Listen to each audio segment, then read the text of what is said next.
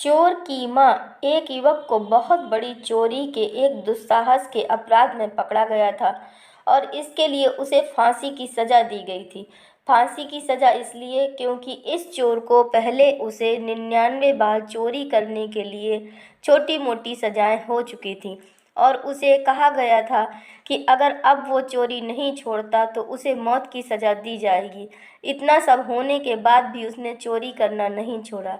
ये उसकी 100वीं चोरी थी जिसमें वो रंगे हाथों पकड़ा गया था और उसे दी गई वार्निंग के हिसाब से उसे सजा दी जा रही थी।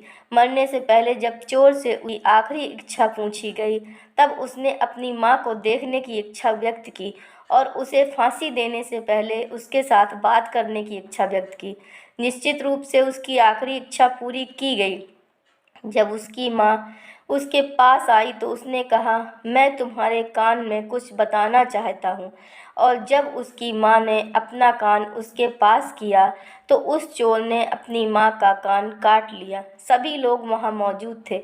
सभी डर गए और चोर से पूछा कि इस तरह की क्रूर और अमानवीय आचरण का क्या कारण हो सकता है।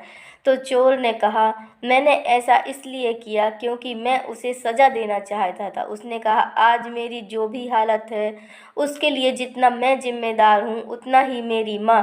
मैं छोटा था तो मैंने छोटी मोटी चीज़ें चुराना शुरू किया और उन्हें माँ के पास ले आया।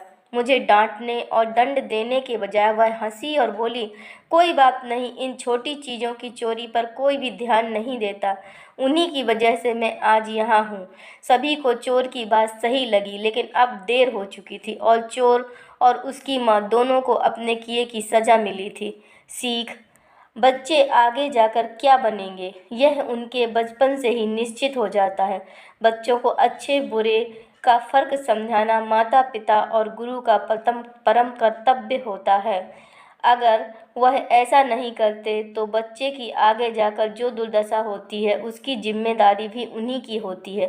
दोस्तों, अगर आपको यह कहानी पसंद आई हो तो कृपया लाइक शेयर अवश्य करें और चैनल को सब्सक्राइब करना ना भूलें। धन्यवाद।